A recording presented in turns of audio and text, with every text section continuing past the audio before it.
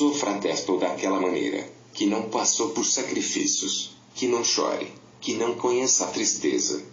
São, todos, caminhos que nos levam à paz e ao amor.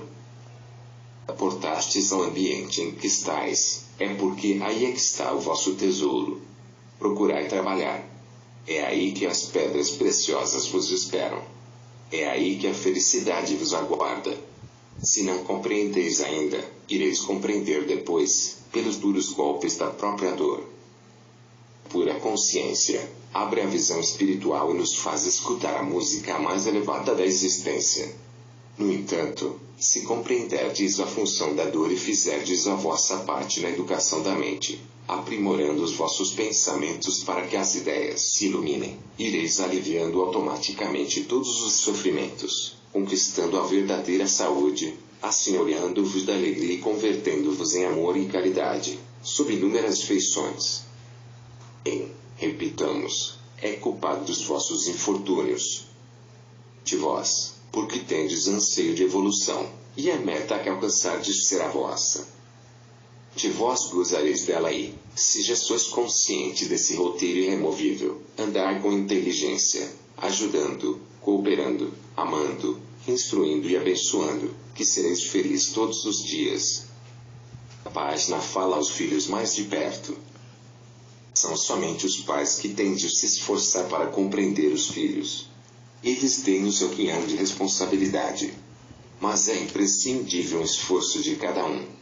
A harmonia do lar depende da harmonia de todos. Esforçardes nesta existência, por todos os meios, em muitas direções, para que a vida no lar se faça com paz. O amanhã, tereis um ambiente familiar frutificado com as sementes que plantastes. Querer o bem, somente, não basta. O que lhe seja complementado pelo verbo fazer. O bem em vossas portas. Felicidade. Ainda não é deste planeta. Em mundos superiores, onde os espíritos que neles habitam já se libertaram pela verdade evolutiva. Não obstante, é nosso dever buscá-la, para que a conquista fique mais perto de nós. Bem-aventuranças haverão de ser o nosso intransferível patrimônio. A melhor receita para adquirirmos a felicidade é a que Cristo nos legou, através do Evangelho. O espírito angélico que já atingiu a pureza espiritual nunca mais sofrerá, porque a dor ser-lhe-á inútil instrumento, grosseira possibilidade, que não diz respeito ao seu tamanho evolutivo. Ele já se encontra vencido pelo saber e pelo amor, colocando este último, pela sua evolução divina, acima de todas as consequências humanas. Sentir-se feliz é, por excelência, o clima natural dentro da eternidade. O elóquio da alma, na frequência evangélica, é o princípio da felicidade, pois essa alegria nos abre caminhos sobremaneira divinos. Na mesma sequência, o amor caminha, balizando o espírito para as bem-aventuranças, onde quer que esteja. A felicidade é a pureza de consciência, é amor introvertido e extrovertido, é Deus e Jesus brilhando no centro da alma. E escrevemos e falamos sobre o céu dentro de nós, há milênios. Entretanto, não construímos esse ambiente de maneira edificante, nos moldes projetados pelos grandes instrutores da humanidade, por nos faltar o cumprimento dos 2 mandamentos, que nos propõem amar a Deus sobre todas as coisas e ao próximo como a nós mesmos. Porém, não nos convém esmorecer. É o grande responsável, de certa forma, por esse acontecimento. A maturidade elimina a ignorância e a verdade começa a instalar-se, como prerrogativa do amor. O solfejo desse canto harmonioso que se chama felicidade inicia-se na mente. A ciência começa, através dos pensamentos, a modificar a estrutura mental, de modo a superar obstáculos até mesmo biológicos. O das ideias, pouco recomendadas pelo senso nobre, acostuma a matéria a vibrações inferiores. Se mudadas repentinamente, há estranheza de conjunção magnética, levando, em muitos casos, os órgãos ao completo desacerto. Os pontos negros no acolchoado da aura humana, quando convidados a se retirarem por pensamentos superiores, provocam no sistema nervoso, que a eles se associou por sintonia de sentimentos que também o atingem, um distúrbio não menos perigoso. Eis porque falamos sempre da necessidade da luta, quando queremos construir coisas novas na cidade da mente. Indível a persistência, a paciência, as medidas adequadas, o bom senso, a altivez e a tolerância. E nunca deixar ser tomado pelo desânimo. A leitura sadia é uma ótima arma, porque, por ela, acumulamos princípios elevados na consciência e começamos a sintonizar-nos com o alimento da verdade, assimilando conceitos dignos de um homem de bem. A felicidade é a completa vivência de todas as virtudes apregoadas pelo Cristo e seus grandes enviados. Para chegarmos até lá, necessário se faz que tenhamos o começo, e esse começo pode ser um simples pensamento de servir, que se evoluma, fazendo do candidato místico um santo, um gênio ou um sábio. Fundem-se todos, esplendendo em Cristo. A felicidade ainda está no terreno da esperança, mas todas as ciências, filosofias e religiões indicam caminhos para ela. Vamos prosseguir decididos, pois somente o amor e a sabedoria nos levam às bem-aventuranças. O presente. Todo presente é ligado a ações anteriores, só que se apresentam por reações, frutos dos quais nos amoldamos na conjuntura familiar e social, dentro da comunidade. Grandes dificuldades, no tocante a problemas individuais e, às vezes, coletivos, para que a solução estabeleça paz. E não é outra coisa senão a força do passado cumprindo a lei da justiça, ou seja, o karma, na sua valiosa função de nos educar. O livre-arbítrio desaparece em determinados prismas, porque já foi usado anteriormente, sem que no presente possa interferir. Que na chamada livre escolha, meditemos com mais interesse, para atingirmos o espírito da letra. A sutilidade do livre-arbítrio individual é grande demais para os estudantes ainda trôpegos na área da ciência do espírito, junto da lei da alma, quando certa, alinha-se paralelamente à vontade de Deus. O Senhor já era consciente do que deveríamos fazer, para o nosso bem. A liberdade nossa é escolher o que realmente a lei nos indica, e toda a escolha certa é fruto de grandes experiências, oferecidas a nós pela dor, problemas e sacrifícios. Encarnamos, o inconsciente limpa uma área, fração diminuta do seu todo, para nos servir de consciente, na lavoura imensa, cujas terras hão de ser cultivadas no labor de cada dia. Esse consciente está completamente ligado à fonte-mãe, de onde promanam as reações de um passado distante, ou passados sucessivos, entregando-nos as contas erradas, que fizemos em eras remotas, para serem corrigidas e, no mesmo momento, colhermos na vida mais experiências que, ao fim do labor terreno, serão novamente entregues à consciência profunda, para aumentar o arquivo do saber e do amor. Precisamos de repetir esta máxima de Jesus, que se enquadra em muitas conversações. Conhecereis a verdade e ela vos tornará livres. Quando a nossa maturidade nos alista na escola da verdade, começamos a nos libertar das teias da ignorância. Fatos que apoiávamos como certos no passado, deixamo-los por completo de lado, substituindo-os por outros que nos garantem a paz. Erramos por ignorância, sendo que esse estado de alma se ajusta em uma escala infinita, porque todos somos mais ou menos inconscientes do que fazemos, partindo da premissa de que a perfeição só Deus tem. Os espíritos superiores estão corrigindo coisas que não devem ser feitas no futuro. No entanto, em relação a nós outros, são almas purificadas. Comparando com os erros humanos, os deles não se configuram como tais. Tem dois meios de conhecer a verdade que suportamos: pela teoria e pela prática. Se determinada a verdade e não obedece suas linhas, é porque vive somente na faixa da teoria, razão porque ainda erra.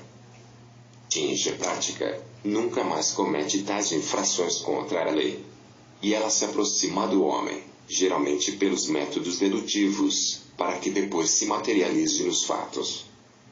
passado está no presente, mas de maneira sutil, de modo a não nos prejudicar com lembranças contínuas daquilo que fizemos. Com acontecimentos inesperados, que a intuição nos mostra serem frutos das nossas invigilâncias ou processos evolutivos de todas as criaturas, esquema montado pelo Todo-Poderoso. Meditemos sobre isso. Nada se faz sem sua aquiescência. A missão do espiritualismo mais puro é colocar o homem consciente de certas verdades, para que ele, com isso, sinta mais a vida e seja feliz. Como já dissemos, a mente é uma lavoura de grandes recursos. Eles fazer uma colheita abundante no futuro, não desprezeis o presente. Arrancai as ervas daninhas e selecionai as sementes que plantardes na atualidade. A mente é o vosso laboratório de lazer. Podereis criar nele monstros que, no futuro, avançarão contra vós mesmos, como também forças amigas, que certamente circularão para sempre em vossa defesa. Usai bem o poder da mente, para que a mente divina vos outorgue poderes maiores na vida. E essa vida vos responderá com a paz presente no futuro. A lei comprova, pelos fatos, que não existe futuro de paz sem presente de trabalho no bem. Está perfeitamente vinculada ao plantio. E se o karma é uma força poderosa que nos guia, ele pode ser desfeito com os recursos que o Cristo nos legou. Diante de toda e qualquer situação, é preciso que tenhamos paciência, sem que a inércia nos envolva. É justo que, perante as dificuldades, tenhamos compreensão, mas com espírito de luta, sem que a conivência nos tolde o ânimo. É proveitoso que tenhamos amor, mas sem que o apego perturbe a consciência. Se quisermos construir um bom futuro no presente, a grande vigilância não deve faltar, porque esse presente é cheio de reflexos do passado, que se nos apresentam bem piores do que os de agora. Então não temos livre-arbítrio. Certamente que temos. No entanto, o mais difícil é compreender o que significa livre-arbítrio. A alma tem o direito, por lei divina, de liberdade de pensamento. Todavia, em muitos casos lhe escapa a liberdade de escolher seus próprios pensamentos. Que lhe cabe pelo nível evolutivo atingido, não poderá ser ultrapassada, a não ser pela força do tempo, com a petição assim timbrada: maturidade. A idade mais acentuada não pode ser entregue nas mãos da ignorância, sem que a disciplina corrija seus impulsos.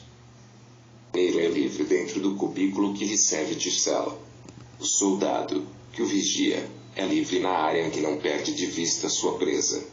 E o juiz, que o julga, é livre desde que obedeça aos ditames da lei.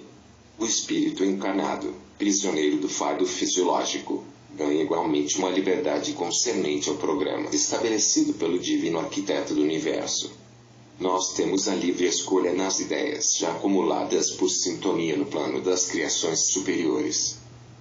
Vem de Deus, e isso é tudo. O presente tem direito quase absoluto sobre o futuro, desde o homem até o planeta, e deste aos acúmulos de estrelas e sóis. Uma só, em frequências inúmeras, dando a cada um e a cada coisa aquilo que, na realidade, lhes seja melhor. Se desejais uma saúde perfeita, pelo menos para o futuro, começai hoje mesmo a vos desembaraçar dos vícios, que vos entorpecem os centros de forças. Vícios, em muitos casos, se estendem às comidas, às bebidas, a hábitos desregrados e à faixa mental. O ódio altera a razão e paralisa os sentimentos mais delicados da alma, como também muda completamente a química celular, queimando a energia vital antes de ser usada e transmutada em vida. A glândula tireoide, como o timo, perde a condição de segregar hormônios fosfatados, envolvidos por elementos sutis protoplasmáticos que ativam o cérebro, por serem atingidas, em primeiro plano, pelos venenosos raios do reverso do amor. Afrouxa e entorpece a sensibilíssima engrenagem das suprarrenais, deixando o córtex como o corpo de um alcoólatra e os rins em alto desespero, afetando igualmente todo o aparelho digestivo e o plexo solar, como linhas elétricas em que se dá um curto-circuito, prejudicando o sistema nervoso por completo. Os psicólogos modernos já começaram a sentir os verdadeiros problemas. Algo mais, no sentido de atingirem as causas de todos os distúrbios da alma, pois os recursos se encontram nos próprios indivíduos, desde que sejam treinados, educados e iluminados por mestres que não desconheçam a força do pensamento, as reações de vidas anteriores e a terapia do Evangelho de Cristo. A educação do presente tem muita importância para o futuro. E a felicidade do homem e do espírito livre da carne está no modo pelo qual ele pensa. A mente é o ponto energético de onde se sente o alvorecer da vida. Espírito é um corpo fluídico de alta sensibilidade, capaz de comandar bilhões de células em perfeita harmonia, em conexão com o espírito, do qual é escravo. O corpo físico é uma duplicata do perispírito. As enfermidades, por vezes, vêm da organização perispiritual, que impõe à matéria que se transforme, favorecendo o ambiente para a proliferação de variados tipos de vírus, causadores de inúmeras doenças. A mente, com as grandes emoções, prepara o carimbo a que o corpo espiritual se sujeita, recarimbando o corpo de carne, que o obedece, como foi obediente ao espírito. O espírito tem associações profundas com as glândulas de secreção interna, através de seus centros de forças. Elas são como duplos deles, e eles da mente, de onde parte todo o comando central do espírito. Isso que é a obstinação da mente, em visualizações inferiores, desprevenia da ética espiritual, abrindo portas para que o inferno se faça presente no céu da inteligência.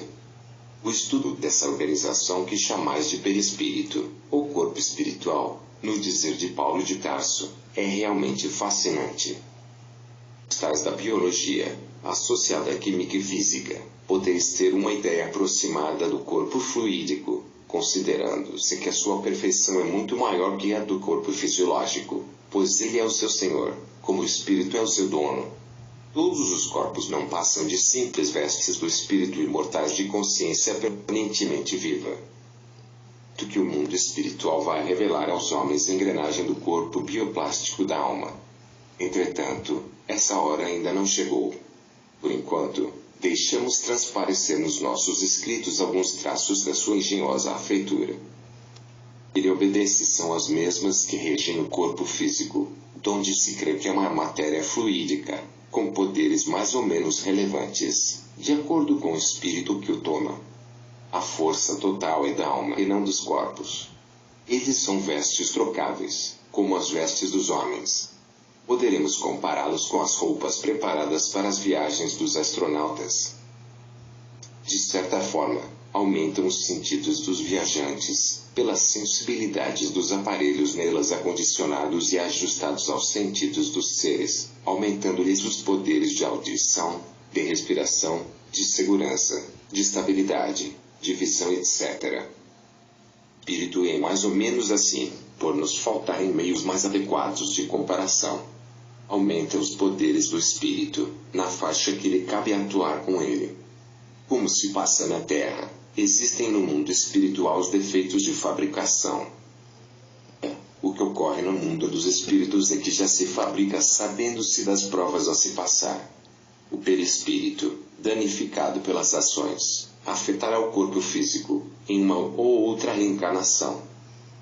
É um meio de drenagem da alma, onde ela canaliza os coágulos de energias tisnadas nos tecidos espirituais, com fortes ligações na mente. Assim, a reforma da mente poderá aliviar os sofrimentos com vantagens inenarráveis, dependendo da fé, da boa vontade, enfim, da elevação espiritual do setor. O corpo espiritual é um instrumento de fina apresentação, e a alma, o artista. Os pensamentos são sons que igualmente viajam na conjuntura perispiritual. Quando harmoniosos, vitalizam todos os corpos, quando inferiores, endurecem os tecidos, evaporam forças e retardam as vibrações, surgindo os fenômenos da melancolia, das fobias, do nervosismo e, em muitos casos, aparecendo mesmo as enfermidades físicas. O espírito é o médium da alma para o corpo. Eis um corpo sadio, cultivar pensamentos bons, ideias nobres. Limpai a vossa mente, condicionai os vossos sentimentos ao amor, que o vosso perispírito se acenderá como um sol, pela vossa vontade, a iluminar todo o vosso corpo. A luz vem da pureza da alma ajustada no Cristo como Cristo está em Deus. Das